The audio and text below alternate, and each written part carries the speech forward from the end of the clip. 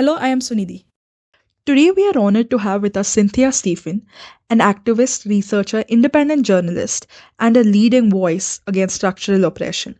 Cynthia ma'am's work spans decades of advocacy for marginalized communities, focusing on gender justice, intercaste and interfaith solidarity, and the empowerment of women and children from vulnerable sections of Indian society. Cynthia ma'am's writing, research, and training expertise have been instrumental in their leadership journey. They served as a state program director of Mahila Samakhya Karnataka, a government initiative for women's empowerment, managing a rupees 300 million budget and a team of 400. Their contributions to policy making include their role on the Karnataka government's committee to amend the Panchayati Raj Act, which strengthened grassroots democracy.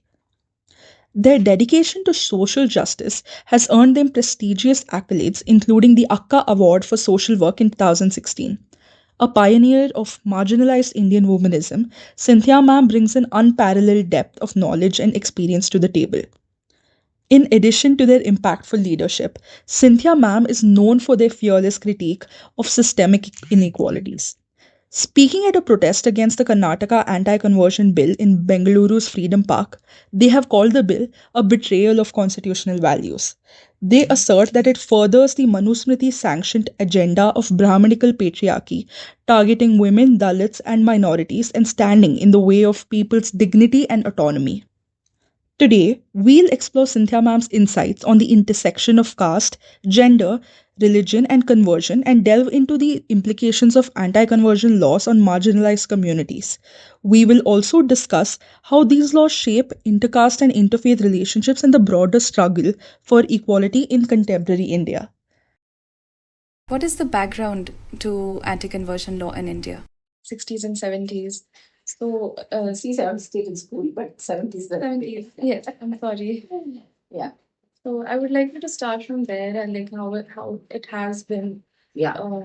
Um, this issue of anti-conversion was, if I remember right, came up when one of the very senior MPs brought it up in Parliament, probably in the 70s. I remember being a schoolgirl at that time. And close it. So I remember being a schoolgirl at the time, and people were all over the country. Christians were meeting and writing about it. What do you have to say on the Karnataka Protection for Right to Freedom of Religion Act? So there was a lot of agitation in the Christian community about this point about anti-conversion, and that was, I think, in the context of an appeal against that Orissa, the first bill that it's really I find it so intriguing now from hindsight how and why that bill got passed in Orissa, because there was a point zero like 7% or 8%, or something like 0.1% or 2% Christians in Orissa. And what was the reason for that to a Congress government to pass that bill? So, in other words, it is at the core of uh, some kind of an understanding by certain vested interests in the country.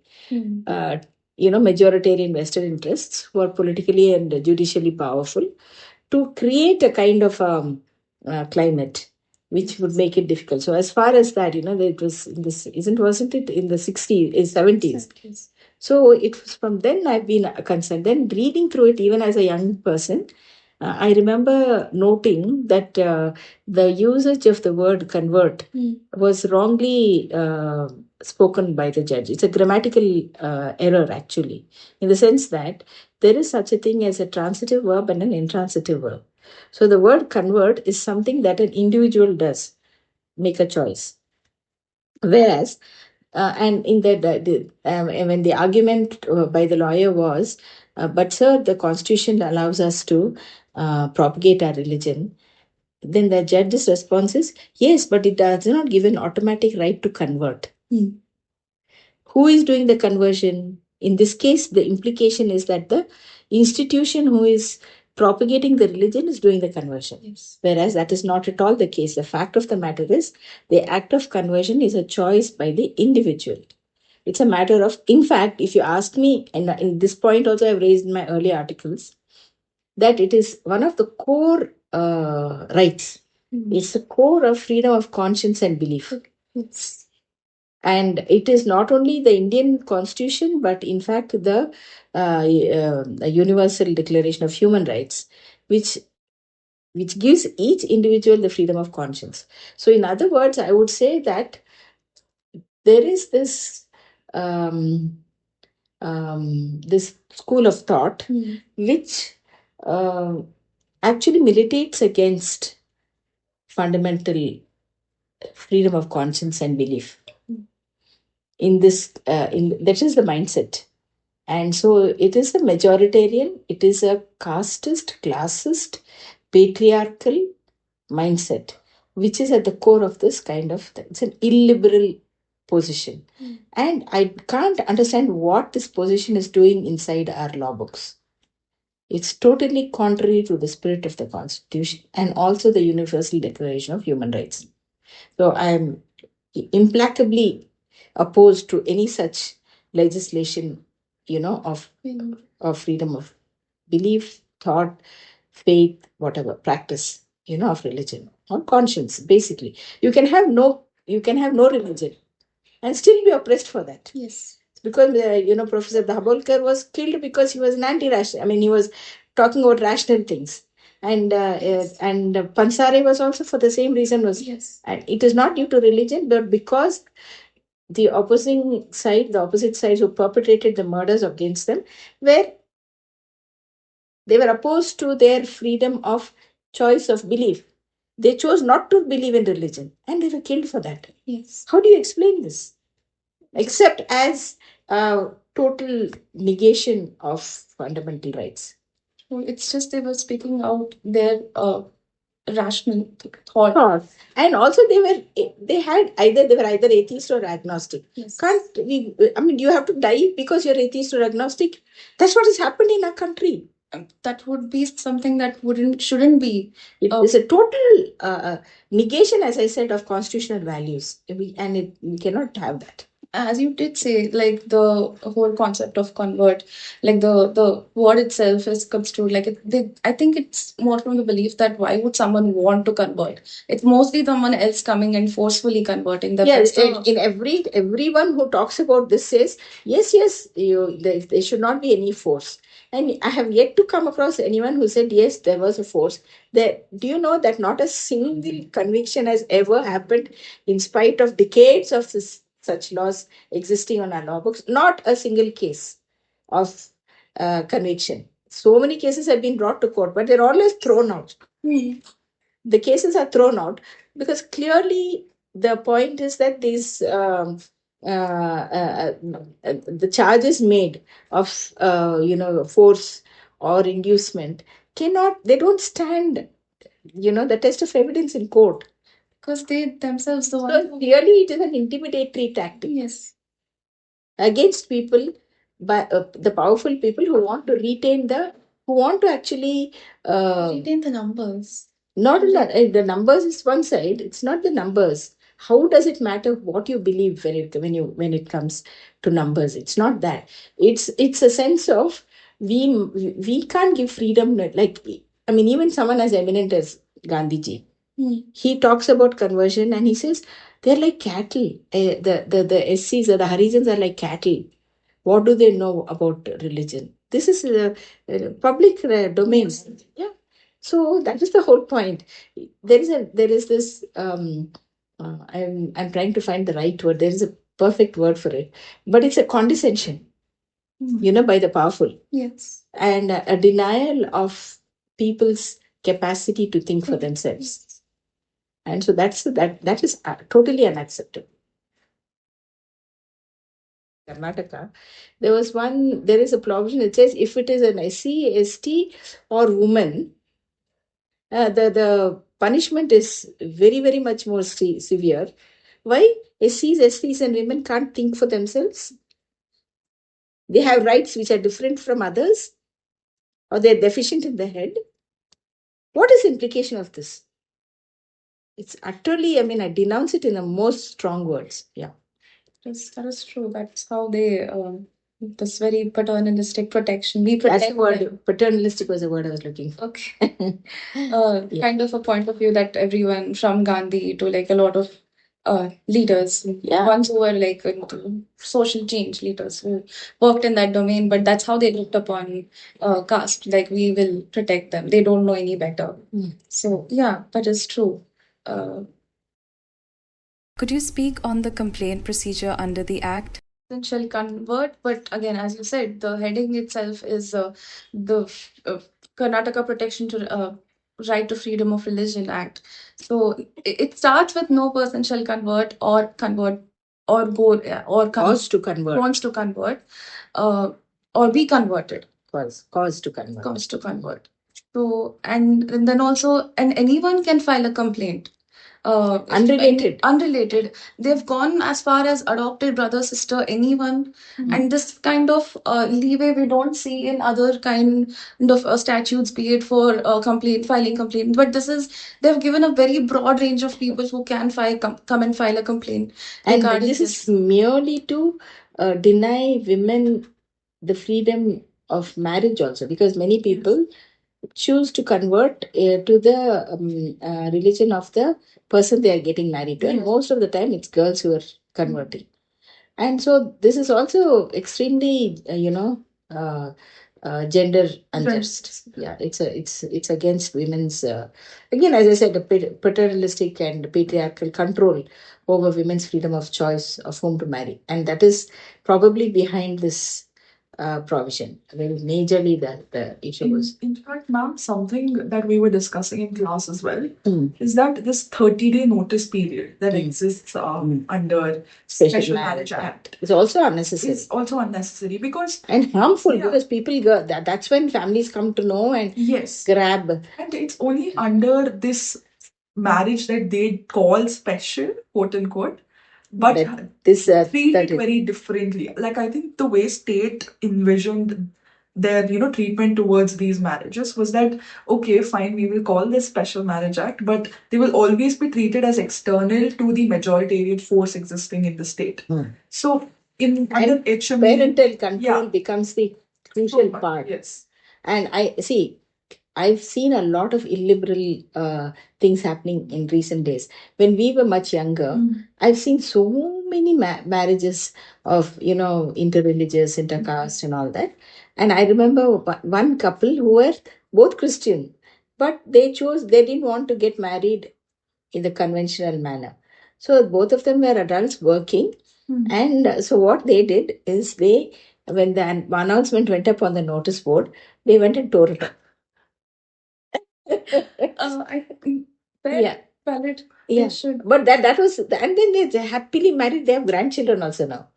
I have another couple I know. These are all senior people now in senior years, and one lady left home, caught a train, saying that a local train, allegedly a local train, to go to college or work or whatever. But they had already decided, and she caught a train to move to wherever her fiance was, and they had a special marriage act in that place, not far away from where she was, and they're living happily ever after, literally. So they're, I think, finished 40-50 years of marriage that way. So in those years, young people still rebelled and still wanted to marry apart from this. It was an intercaste and intercultural, because I think she was from Assamese or something, and he is Punjabi or something. And so they were colleagues or something, and they got a classmate or something in college, and they decided to get married. And they chose this path. And nobody, I mean, I know so many. I know even my own friend's sister, Brahmin girl from a Pai family, the coastal Brahmins. She married a Muslim boy. One fine day, she wrote a letter to the DC neighbor. He lived on the street, she lived on the street. They used to go up on the terrace. I saw each other. Very good looking, so good looking. Epic, beautiful couple. He was a Muslim. She had to convert. One fine day, she gave a letter to the DC, to the SP, and to the local police station. After leaving, like, she ensured that the letters reach after. She's an educated girl, no? She was in, I think, degree. She had finished degree, I think. Did all this, is in a small town called Bellary. Just quit. Came nothing. The family did one Shraddha for her, and that was the end of the story. Oh my God. Yeah. They didn't follow it up and fight and do anything. They treated her as she's gone dead and all. But the sister, who was my classmate, maintained contact with the sister, and I've met her also. They live in Bangalore. The girl, the elder sister lives in Bangalore. She was senior to me, so she must be now also a senior citizen and grandmother. But these things used to happen. They don't. They never faced, life threats and all that. Never. Now what is this going on? We've regressed so badly from that kind of a situation. So badly. Yes, we really have. We really have. So bad. I really get very concerned about what all the younger children will go through when they are, coming into encounters with the law like this. The more the modernity has gone like further, like it's developed so much, the more we see aggression in every part of the world, not just here in India, more so in India, but even US. It's just Yeah, the US has traveled a century back with Dobbs v. Jackson and Roe v. Wade. That abortion laws are, I mean, I can say at least in that aspect, we are not better, but relatively much more comforting, that it's not completely banned. But like circling back to conversion, Yeah. I think something we noticed is that the way HMA and ICMA, all of these laws are structured, it is somewhat to align with Hindu Muslim marriage act, like all the provisions. This is something a professor told us.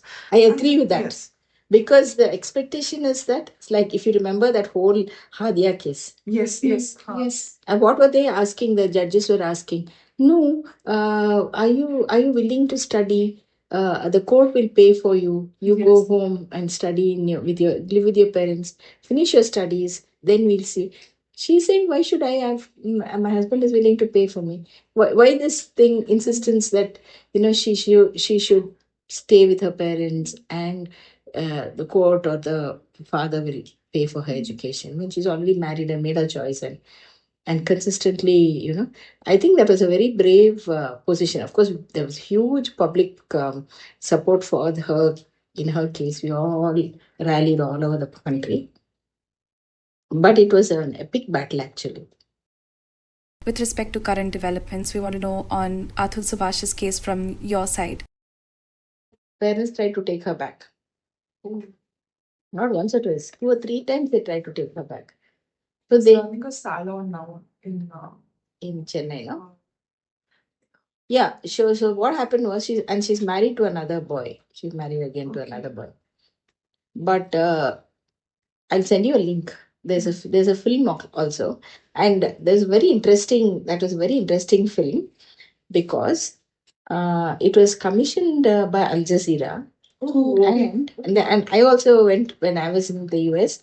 I was also invited to the studio. I'll show you and send you um, the link to that program. You'll see the full program. And the thing is, the boy is a Dalit. He was a motherless child. The father was a laborer. And he put these two boys, they have two boys, I think, and a girl, if I'm not wrong. And he put the children through a very good education, his father being a casual laborer. The girl is from a relatively, I think, Devar community. They're relatively comfortable. They're not well to do, but they're middle class. And that boy says on camera, I don't know whether that's still available in the movie, but he says, Naane konnudran. I will kill her. If she does anything. If she tries it again, I will kill her again. I will do it. He says, the younger brother of the girl. And no. He's not saying that to her. He's saying it. His grandmother, the interviewer asks, she's your grandchild, no? You're very fond of her. She says, yes. Now, supposing she comes to see you, will you accept her? She said, yes. Then that boy says, if you try anything like that, he tells his grandmother, I will kill you myself. The boy tells on camera. That's the kind of level at which caste positions are hardened. Anyway, so the story was that the filmmakers' approach was, we've spoken to both sides.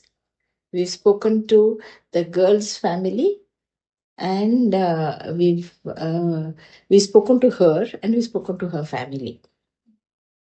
But she never spoke to my point was, she never spoke to the boy's family. Who got killed? The boy got killed. Family, yes.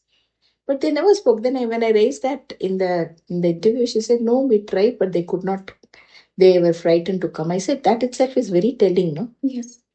That even after a murder of a child, young boy, the family doesn't have the wherewithal or the courage or the space to talk about it. How much would have happened before the killing?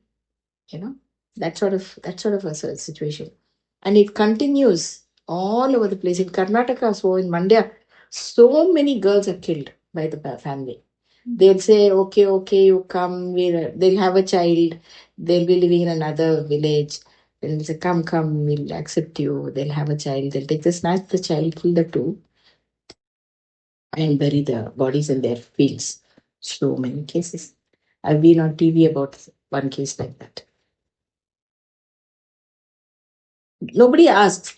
The whole village is killing the girl, no? Nobody's there to file a complaint against it. I mean, even the parents are not supportive of it, so. Yeah, not only, even if it is nothing to do with what the parents think. The caste panchayat will impose such a what to say, verdict. She should not live.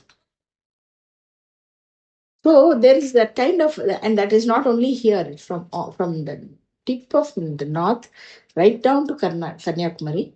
This attitude is there among, particularly the middle caste, the landed castes. So that's another very, very serious matter. And so there is caste and there is also religion, which are very important to remember about children choosing to marry move away from the norm of arranged marriage, parental, involvement in choice of marital partner. And almost always it's the woman's choice of marital partner which is opposed. The boy is given that freedom to choose. And parents would support, even if the girl is from a different caste or whatever. They tend to support because they feel that if it doesn't work out, we can divorce. They'll get divorced and we can marry him again to somebody else. That kind of thing is there. The premium is there for boys to be remarried, unlike girls. Yes, ma'am. How effective are state-run shelters or NGOs in providing protection to couples fleeing familial or societal threats? Fora which provide solutions to such issues, which need not be illegal, but need not necessarily fall into the ambit of law per se. Yeah. So that I think is very important.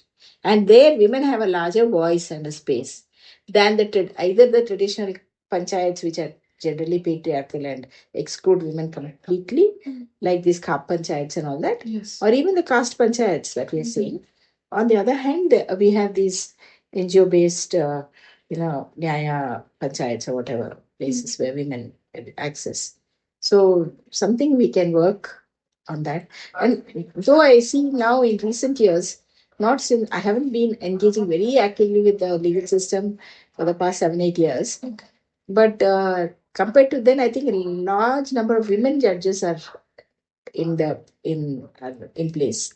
Younger and younger women. Yes, I believe that is the case. So that's one case. Places like Hubli also, there were like a lot of women judges who were sitting there, very young. So, yeah. Yeah, and not only at lower level, but they're coming up the ladder Yeah. also. So that's one good thing.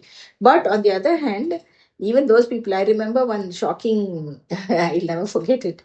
There was a training organized for all the senior Karnataka government officials, for KAS officers and all that in Vidhan Sauda.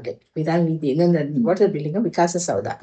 One of those big things. I was invited by, the training center in Masuri, the IAS training center. Yes, Yeah. IAS training They hired me to do this training for them, gender sensitization. At that time, because I was Mahila Samakya president, no, so they, because that's a central government project, and that Samakya also is a central government funded thing. So they asked me to do this training.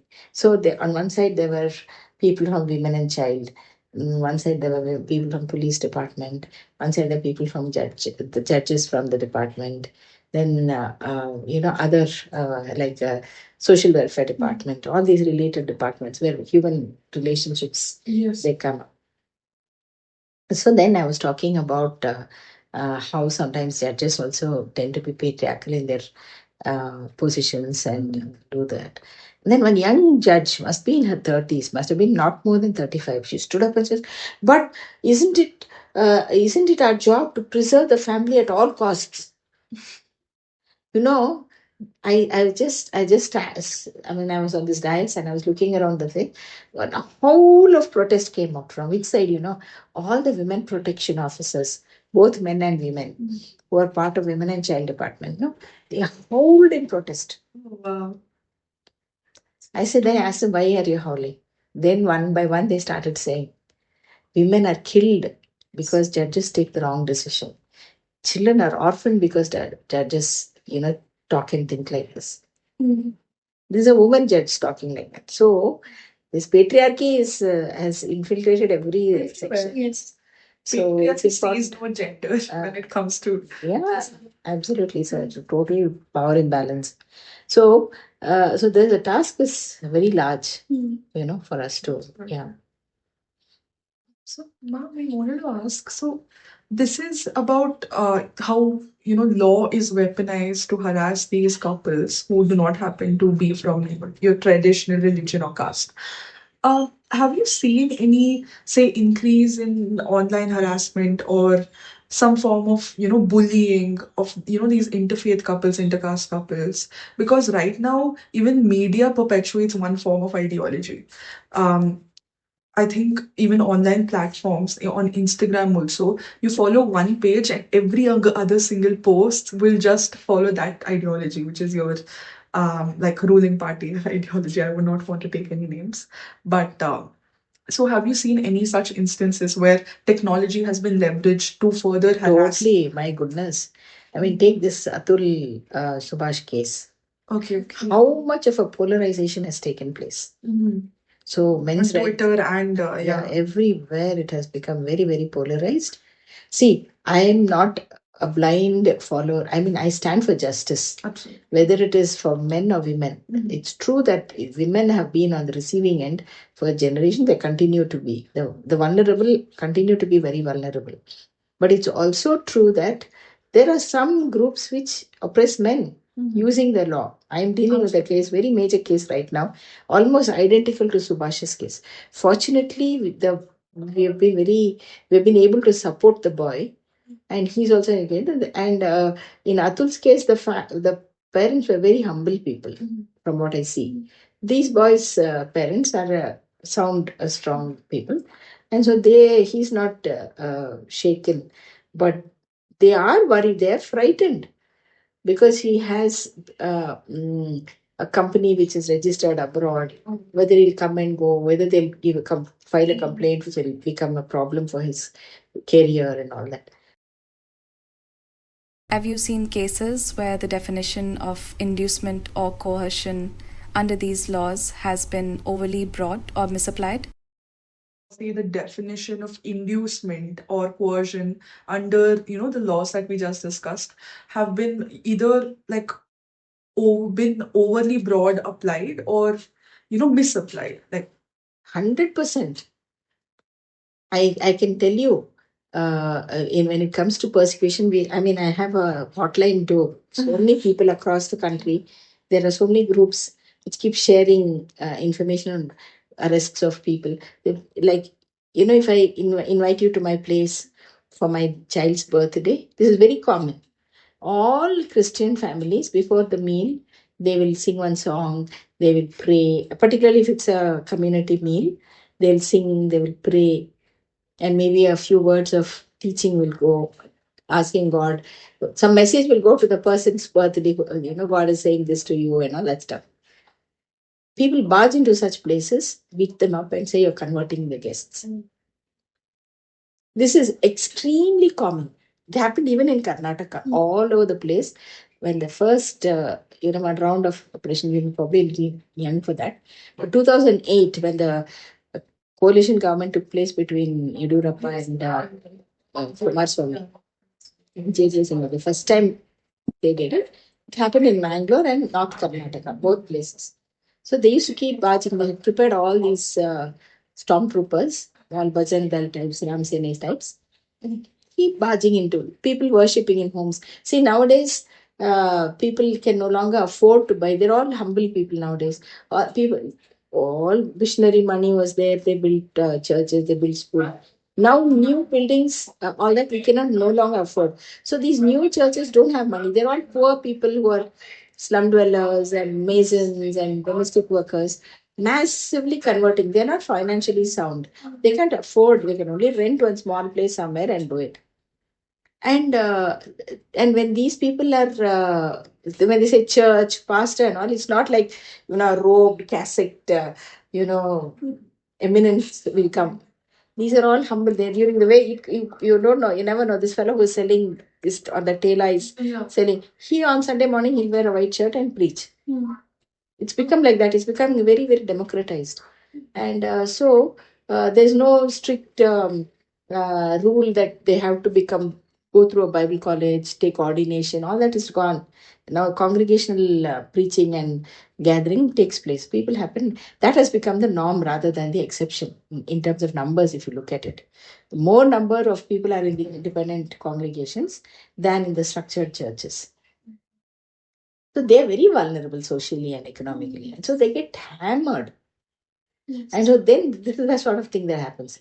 If you want, I can show you so many cases right now. Oh my God, we would like that. There was also an instance, I think, I read where a couple of people were distributing pamphlets, but it was against the ills of smoking and drinking alcohol.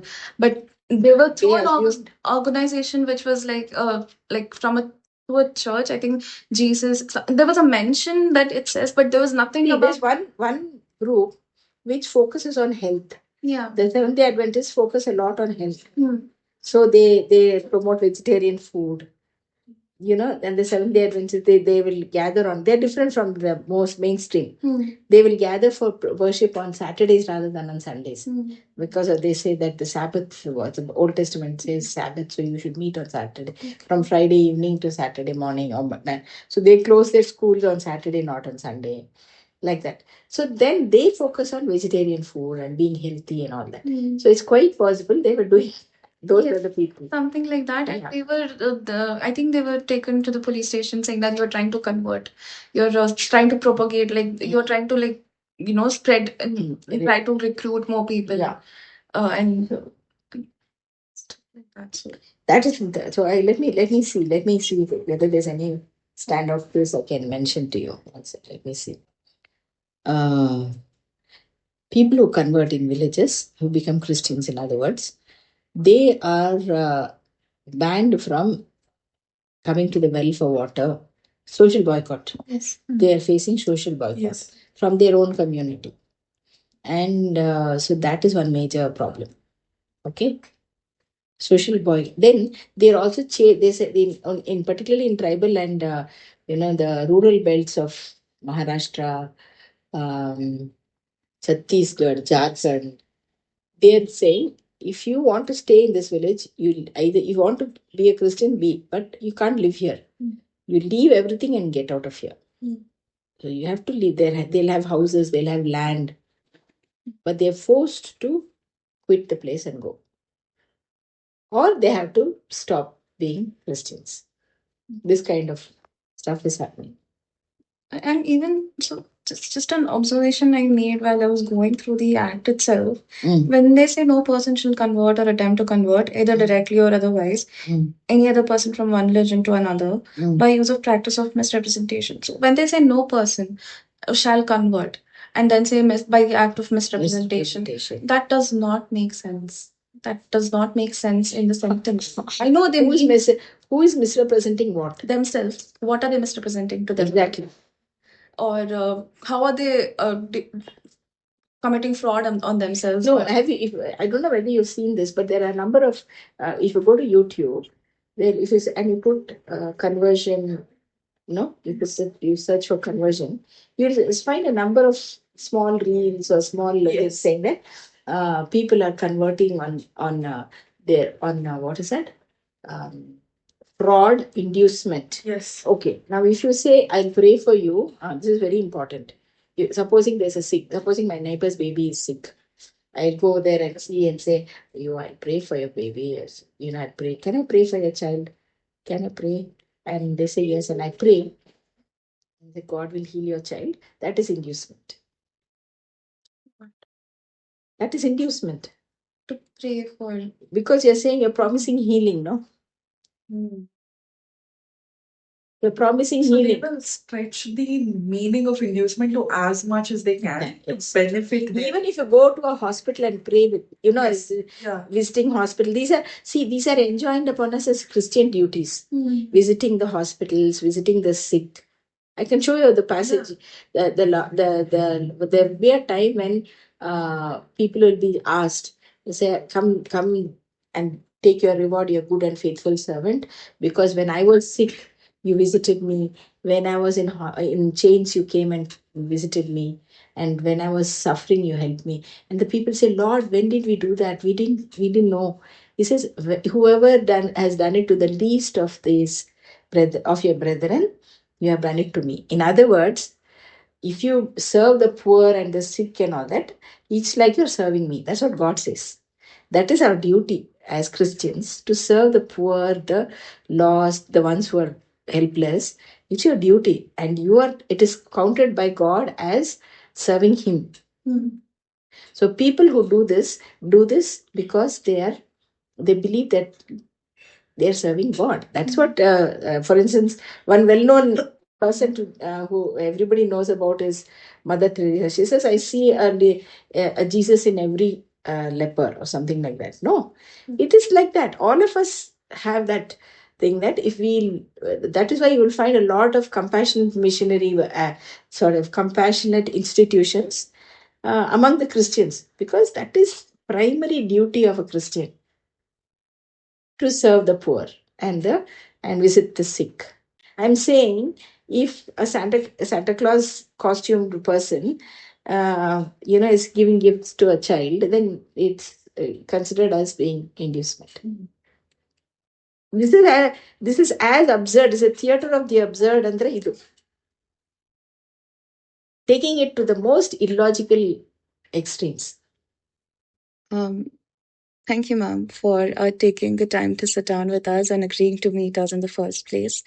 I think this conversation we had was very, very, very productive, so to say, because and a lot of these things are some things that we weren't ourselves aware of.